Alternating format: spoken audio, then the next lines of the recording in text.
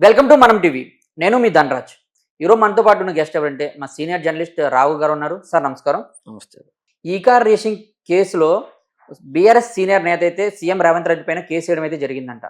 Narsingi police స్టేషన్లో case వేయడం అయితే జరిగింది. అది ఎంతవరకు కరెక్ట్? ఎంతవరకు కరెక్ట్ అంటే ధనరాజ్, అదేంటంటే ఈ కార్ రేస్ అనేది ముందు ముఖ్యంగా జనాలకు చాలా మందికి తెలియట్లేదు అది. తెలంగాణలో రాష్ట్రంలో చాలామంది సామాన్యులకు సైతం అసలు ఈ కార్ రేస్ ఏంటి?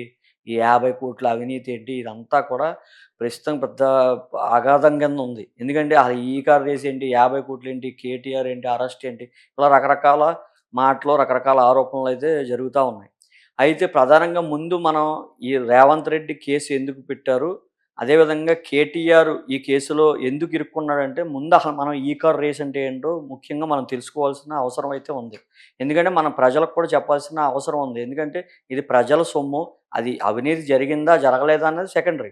ముందైతే ప్రతి ఒక్కరికి ఒక అవగాహన అయితే ఉండాలి కాబట్టి మనం అసలు ఈ కార్ రేస్ అంటే ఏంటనేది ముందు మనం చెప్పే ప్రయత్నం చేద్దాం. ఏంటంటే ఈ కార్ రేస్. ఈ కార్ రేస్ అనేది 3 త్రిపక్ష పార్టీ ఒప్పందం ఇది. ఒకటి ప్రజాప్రతినిధులు అంటే గవర్నమెంటు, అదేవిధంగా ఎఫ్ఈఓ అంటే కార్ల కంపెనీ అది. కార్లు ఈ కార్ రేస్ అంటే ఎలక్ట్రికల్‌తో నడిచే కార్లనమాట. అదేంటంటే ఈ రేస్ అనేది చాలా ప్రెస్టీజ్ ప్రపంచంలో, దేశంలో ఒక్కసారే జరుగుతాయి. అటువంటిది కేటీఆర్ హైదరాబాద్ స్థాయిని పెంచడానికైతే ఖచ్చితంగా ఆయన తీసుకురావడం అయితే జరిగింది. ఇది 2022 అక్టోబర్‌లో అయితే ఇది ఒప్పందం జరిగింది. 2023 మార్చి 10వ తేదీన, 11వ తేదీన ఇక్కడ హైదరాబాద్‌లో హుస్సేన్ సాగర్ చుట్టూరా ఇది ఈ కార్ రేస్ అయితే జరగడం జరిగింది. అయితే ఇందులో ప్రధానంగా 3 పార్టీలైతే ఒప్పందం కుదుర్చుకున్నాయి. ఒకటి ప్రజాప్రతినిధులు, 2 వచ్చేసి ఎఫ్ఈఓ ఈ కార్ రేస్‌కి సంబంధించిన కంపెనీలు, 3 ఇది ప్రమోట్ చేయడానికి ఈ 2 ఈ కార్ రేస్ జరుగుతుందని ప్రపంచం మొత్తం ప్రమోట్ చేయడానికి ఒక ప్రైవేట్ ప్రమోటర్ కంపెనీ అయితే ఉంది. అది ఎస్ నెక్స్ట్ జెన్. ఈ ఎక్స్ నెక్స్ట్ జెన్ అనేది ప్రమోట్ చేయడానికి వాళ్ళు ఈ కార్ రేస్ మొత్తం కూడా ప్రమోషన్‌కి సంబంధించిన అంతా కూడా బాధ్యతలు అయితే తీసుకున్నారు. 4 సీజన్‌లు తీసుకున్నారు. 9, 10, 11, 12. అయితే 9వ సీజను అంటే ఇది ప్రపంచంలో వ ఒక్ ఒక్కొక్క దేశంలో ఒక్కొక్క సీజన్ జరుగుతది. ఆ రకంగా ఇక్కడ తొమ్మిదో రేస్ అయితే ఇక్కడ జరిగింది. అయితే కేటీఆర్ గారు ఏం చేశారంటే 9 కాదు 9, 10, 11, 12 4 సంవత్సరాలు కూడా మా హైదరాబాద్‌లోనే జరగాలి అని చెప్పేసి వాళ్ళతో ఒప్పందం కుదుర్చుకోవడం అయితే జరిగింది. అయితే 9వ సీజన్‌కి సంబంధించి సుమారు 120,00,00,000 అయితే ఇవ్వడం జరిగింది. 120,00,00,000 ఖర్చు పెట్టడం జరిగింది. వాళ్ళకి 90,00,00,000 అదేవిధంగా ఇక్కడ ఆ రేస్‌కి సంబంధించిన ట్రాక్ సిద్ధం చేయడం గానీ, ఇవన్నీ కూడా ప్రభుత్వం కొంత జీహెచ్ఎంసీ నుంచి గానీ అందరూ ఖర్చు పెట్టడం జరిగింది. మొత్తం 120,00,00,000 అయితే ఖర్చు పెట్టడం జరిగింది. అయితే ఇదంతా బానే ఉంది. రేస్ జరిగింది. ప్రమోషను కేటీఆర్ గారు లెక్క ప్రకారం 700,00,00,000 లాభం వచ్చిందన్నారు. అయితే 10వ సీజన్ వచ్చింది. 2024 మార్చి 10వ తేదీన యాజ్ పర్ రూల్ జరగాలి. అయితే 10వ తారీఖు వచ్చినప్పుడు ఏదైతే నెక్స్ట్ జెన్ కంపెనీ ఉందో ప్రమోటర్ కంపెనీ నాకు లాస్ వచ్చింది. నేను ఇందులోంచి తప్పుకుంటున్నా అని చెప్పడం జరిగింది. అయితే ఇది ప్రెస్టేజ్ వచ్చింది. కేటీఆర్ గారికి ప్రెస్టేజ్ వచ్చింది. ఖచ్చితంగా నెక్స్ట్ కూడా మనం వచ్చేది మనమే కాబట్టి మనమే నిర్వహిద్దాం. ఇది ఈ ప్రమోటర్ కంపెనీ తప్పుకుంది కాబట్టి ఆయనే నిర్ణయం తీసుకొని ఎవ్వరికీ చెప్పకుండా ఆర్థిక శాఖ పర్మిషన్ లేకుండా అదేవిధంగా విదేశీ కంపెనీలు ఏదైతే ఎఫ్ఈఓ కంపెనీలు ఉన్నాయో ఫార్ములా ఈ రేస్ ఎలక్ట్రికల్ ఈ కార్లకు సంబంధించిన కంపెనీలకి నగదు బదిలీ చేయడానికి విదేశాల్లో ఉంటాయి కాబట్టి డైరెక్ట్గా ఆయనే ఆర్బీఐ అనుమతులు లేకుండా జీహెచ్ఎంసీ సంబంధించిన ప్రధాన కార్యదర్శి ఎవరైతే ఉన్నారో అరవింద్ కుమార్ ద్వారా మాజీ ఇంజనీరు బిఎల్ఎన్ రెడ్డి డైరెక్ట్గా సుమారు 45 కోట్ల రూపాయలు అయితే రెండు తపాలుగా డీడీలు తీయడం జరిగింది. అయితే అది ఈ డాలర్స్లో వాళ్ళు డాలర్స్లో పంపించారు కాబట్టి విదేశాలకు చెల్లించారు కాబట్టి ఖచ్చితంగా దానికి సంబంధించిన ట్యాక్స్ కూడా 8% కలిపి 50 కోట్లు సుమారు వచ్చింది. 49 చిల్లర 50 కోట్లు సుమారు. ఈ 50 కోట్లు వచ్చింది. అయితే ఈ ఈ కార్ ఈ ప్రభుత్వం పడిపోవడం, ఈ ప్రభుత్వం రాకపోవడం, రేవంత్ రెడ్డి ప్రభుత్వం రావడం, ఈ ఈ క్రమంలో ఈ కార్ రేస్ ఏంటి మరి 700 కోట్ల లాభం వచ్చిందన్నారు 9th సీజన్‌కి. మరి 700 కోట్ల లాభం వస్తే ఈ ప్రమోటర్ కంపెనీ ఎందుకు వెళ్ళిపోయింది? ఇందులో ఖచ్చితంగా ఏదో అవకతవకలు జరుగుంటాయి. అయితే ఈ ఎలక్షన్ టైంలో ఎలక్షన్ కోడ్ ఉండగా కూడా ఈ నగదు బదిలీ చేయడం కరెక్ట్ కాదు. ఆర్థిక శాఖతో చర్చించాలి. ఆర్బీఐ పర్మిషన్ లేవు. అంటే దీంట్లో పెద్ద ఎత్తున అవినీతి జరిగి ఉండవచ్చు. అవినీతి నిరూపించాలంటే ఈడీ గాని, ఏసీబీ కానీ ఖచ్చితంగా దీంట్లో కల్పించుకుని దీంట్లో విచారణ చేస్తే కానీ అందులో కేటీఆర్ ఉన్నారా? లేకపోతే ఇంకొకళ్ళు ఉన్నారా? లేకపోతే ఈ డబ్బులు ఎవరి నుంచి ఎవరికి వెళ్ళాయి? ఇవన్నీ కూడా బయటకు రావాలంటే ముందు ఏసీబీ విచారణ చేయాలన్న ఉద్దేశంతో కాంగ్రెస్ ప్రభుత్వం ఈ కేసుని ఏసీబీకి అప్పగించడం జరిగింది. అదేవిధంగా ఈడీకి కూడా అప్పచెప్పడం జరిగింది. అయితే ఏదైతే ఎమ్మెల్యేలు ఉంటారో ఎమ్మెల్యేలను ముందు విచారించాలంటే ఖచ్చితంగా గవర్నర్ పర్మిషన్ తీసుకోవాలి. గవర్నర్ పర్మిషన్ తీసుకున్నారు. విషయం అంతా కూడా చెప్పారు. పెద్ద ఎత్తున నగదు బదిలీ అయ్యింది. దీనిపై విచారణ చేస్తేనే ఇందులో అవకతవకలు ఉన్నాయని మాకు అనుమానం ఉంది. విచారణ చేస్తే కానీ దొరకదు. ఇది మౌఖిక ఆదేశాలు. మౌఖిక ఆదేశాలు అంటే నోటితో నువ్వు డబ్బులు పంపించు నేను చూసుకుంటా. మున్సిపల్ శాఖ ఎవరైతే మంత్రి కేటీఆర్ ఉన్నారో ఆయన ఈ జీహెచ్ఎంసీ ప్రధాన కార్యదర్శి అరవింద్ కుమార్కి డైరెక్ట్గా చెప్పిన మాట ఇది. నువ్వు పంపించు నేను చూసుకుంటా ఇదే మాట. దీంట్లో పేపర్ కానీ ఏమీ లేవు.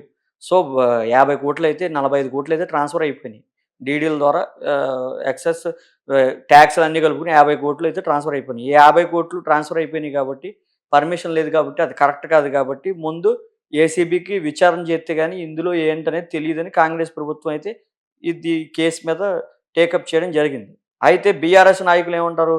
నేనే చెప్పాను, అవును నేను చెప్పాను, ఓపెన్గా చెప్పాను, అమౌంట్ పంపించమని చెప్పాను, అందులో అవినీతి ఏంటంటారు. కాంగ్రెస్ వాళ్ళు ఏమంటారు? నువ్వు చెప్పావు, అది నగదు నుంచి ఎటు వెళ్ళింది అది తెలియాలంటే ముందు ఈడీ విచారణ జరగాలి. విచారణ జరిగితే తప్పు ఏంటి, మీరు తప్పు చేయనప్పుడు ఈడీ ఎదుర్కోండి, ఏసీబీని కూడా ఎదుర్కోండి అనేసి వీళ్ళ వాదన వినపడుతుంది. ఈ నేపథ్యంలో కేటీఆర్ ఏంటంటే ఇంకొకటి ఏంటి, ఇందులోకి మొన్న కేటీఆర్ స్క్వాష్ పిటిషన్ ఇస్తారు. నాకు సంబంధం ఏంటి, నేను మౌఖిక ఆదేశాలు ఇచ్చాను, అది నేనే ఒప్పుకుంటున్నాను కదా, ఈ అమౌంట్ ఆ కంపెనీలకి పంపించాం, మేము ఆల్రెడీ బాండ్ రాసుకున్నాం, ఒక ఇయర్స్ 9th సీజన్ ఆల్రెడీ జరిగింది, 10th సీజన్కి పంపించాను నేను అని చెప్తున్నాడు. 10th సీజన్ జరిగిందా సార్? 10th సీజన్ జరగల. మరి 10th అంటే సీజన్ 50 కోట్లు అంటే వీళ్ళు వేయటం కూడా తప్పలేదు కదా, జరగకుండా 50 కోట్లు తీసుకున్నారు. మరి అలాంటప్పుడు అంటే ముందు కట్టాలి కంపెనీకి 90 కోట్లు కట్టాలి. కారు కంపెనీకి 90 కోట్లు కడితే ఎలక్షన్ కోడ్ వచ్చింది. ఎలక్షన్ నెక్స్ట్ మన గవర్నమెంటే వస్తుందన్న ధీమాతో డబ్బులు కొట్టేశారు. అంటే 50 కోట్లు పోయినట్టే. ఇప్పుడు 50 కోట్లు కట్టేశారు అక్కడ. 50 కోట్లు ఆ కంపెనీకి పంపించారని వీళ్ళు చెప్తున్నారు. ఓకే. అయితే ఇక్కడ ఏంటంటే కంపెనీకి పంపించారు, ఓకే, ఎటువంటి పర్మిషన్ తీసుకోకుండా పంపించడం తప్పు. అందులోనూ 700 కోట్ల లాభం వచ్చింది కంపెనీకి. 700 కోట్ల లాభం వస్తే ఏ రకంగా ఆ ప్రమోటర్ వెళ్ళిపోయాడు 10వ సీజన్ నిర్వహించకుండా అనేది కాంగ్రెస్ పార్టీ ప్రధాన ఆరోపణ. అయితే ఈ క్రమంలో ఏం జరిగింది, కేటీఆర్కు నోటీసులు వెళ్ళినాయి. కేటీఆర్ స్క్వాష్ పిటిషన్ వేశారు, నాకు సంబంధం లేదండి. స్క్వాష్ పిటిషన్లో కూడా కోర్టు ఇదే చెప్పింది, మీరు ముందు ఇందులో అవినీతి జరిగిందో లేదో తెలియాలంటే ఖచ్చితంగా మీరు విచారణకి వెళ్ళాలి, విచారణకు సహకరిస్తేనే ఇందులో విషయం తెలుస్తుందని చెప్పడం జరిగింది. అయితే ఇందులో ఉన్న విస్తుపోయే నిజం ఏంటంటే ఇంకొకటి, కేటీఆర్ ఎవరైతే నెక్స్ట్ జెన్ కంపెనీకి ఎవరైతే అమౌంట్ ఫస్ట్ సీజన్లో 90 కోట్లు ఎవరికైతే ప్రమోటర్ ఎవరైతే ఉన్నారో వాళ్ళకి ఏదైతే చెల్లించారో డబ్బులు, ఆ కంపెనీ మధ్యలో వెళ్ళిపోయింది డబ్బులు వచ్చినా సరే. అప్పుడు ఈ జిహెచ్ఎంసీని తీసుకొచ్చి అందులో పెట్టారు. ఆ కంపెనీకి సంబంధించిన అధినేతలు ఎవరైతే చలమన్ శెట్టి అనిల్ ఉన్నారో, చలమన్ శెట్టి అనిల్, మహేష్, కొల్లి మహేష్ అని ఉన్నారు, వాళ్ళిద్దరూ కూడా కేటీఆర్కి అత్యంత సన్నిహితులు అనే ఒక ఇది ఉంది. సో ఏంటంటే వాళ్ళు 2023లో 40 కోట్లు బీఆర్ఎస్ పార్టీకి బాండ్ల ద్వారా పార్టీ ఫండ్ ఇచ్చారని కూడా ఆరోపణలు పెద్ద ఎత్తున ఉన్నాయి. దాన్ని కేటీఆర్కి అందించారనుకో అది వేరే విషయం. ఇది జరిగింది. వాళ్ళు అమౌంట్ ట్రాన్స్ఫర్ వాళ్ళు నెక్స్ట్ జన్కే కదా ముందు సీజన్లో ఇచ్చింది. ఆ లావాదేవీలు ఎలా ఉన్నాయి, ఆ లావాదేవీలు ఆ ఫార్ములా ఈ కార్ రేస్కి ప్రమోటర్లకి మధ్య తేడా అది కాదు సార్. మెయిన్ మ్యాటర్ ఏంటంటే బీఆర్ఎస్ సీనియర్ నేత ఎవరైతే ఉన్నారో సీఎం రేవంత్ రెడ్డి పైన కేసు పెట్టారంట. ఏమనంటే రేవంత్ రెడ్డి ఎటువంటి ప్రూఫ్స్ చూపించకుండా ఏమీ లేకుండా కేటీఆర్ పై కేసు పెట్టారు అని దీన్ని ఖండిస్తూ నార్సింగ్ పోలీస్ స్టేషన్లో కేసు పెట్టారు. దాని గురించి ఏమంటున్నారు? అదే మనం ఇప్పుడు మాట్లాడుకునేది అదే. ఇక్కడ ఏం జరిగిందంటే రేవంత్ రెడ్డి గారు ఏం చెప్తున్నాడంటే నువ్వు ముందు విచారణకు హాజరు కావాలి. ఇప్పుడు ఈ పెద్ద ఎత్తున ఎటువంటి పర్మిషన్ లేకుండా నగదు ట్రాన్స్ఫర్ అయిపోయింది 50 కోట్లు. అంతకుముందు 700 కోట్లు లాభం వచ్చింది అంటున్నారు. లాభం వచ్చిన కంపెనీ ఎందుకు వెనక్కి వెళ్ళిపోతుంది? అసలు ఈ లెక్కలో లావాదేవీలు ఖచ్చితంగా ఇది తేలాలంటే ఇందులో 700 కోట్లు లాభం వచ్చిన కంపెనీ ప్రభుత్వానికి నష్టం చూపెడతా వెళ్ళిపోవడంపై ఏంటి అసలు ఇది ఏంటనే తేలాలంటే ముందు విచారణకు హాజరు కమ్మంటున్నారు. ఇప్పుడు ఏంటంటే సార్ అసలైన మ్యాటర్, ఒక సామాన్య కార్యకర్త సీఎం క్యాండిడేట్‌పై కేసేశాడు. అంటే ఆ కేసుని తీసుకుంటదా గవర్నమెంట్? అది కేసు పోలీస్ ఎందుకు తీసుకుంటారు? అధికార పార్టీ ఎవరైతే ముఖ్యమంత్రి మీద కేసు ఏ పోలీస్ స్టేషన్‌లోనూ తీసుకోరు. అది అందరికీ తెలిసిన విషయమే. హ్మ్. అయితే ఏంటంటే తమ నాయకుడు తప్పు చేయలేదు. తమ నాయకుడు జెన్యూన్ పర్సన్ అని నిరూపించుకోవడానికి ఇది ఒక నిరసనలాగా చూడాలి తప్ప ఆహ్, ప ఆర్ఎస్ ప్రవీణ్ కుమార్ కేసు పెట్టినంత మాత్రాన ఆ కేసు ఎవరు కూడా పోలీస్ స్టేషన్‌లో తీసుకునే అవకాశం అయితే ఉండదు. ఎఫ్ఐఆర్ అయితే ఖచ్చితంగా ఫైల్ అవుతుంది. ఇది ఫార్ములా ఈ కార్ రేసు. దీనిపై మనం అలా అవినీతి జరిగిందో లేదో తెలియాలంటే ఖచ్చితంగా ఏసీబీ, ఈడీ విచారణ జరగాలి అన్నది కాంగ్రెస్ ప్రభుత్వం ముఖ్య ఉద్దేశం. Thank you sir. Thank you very much. Okay.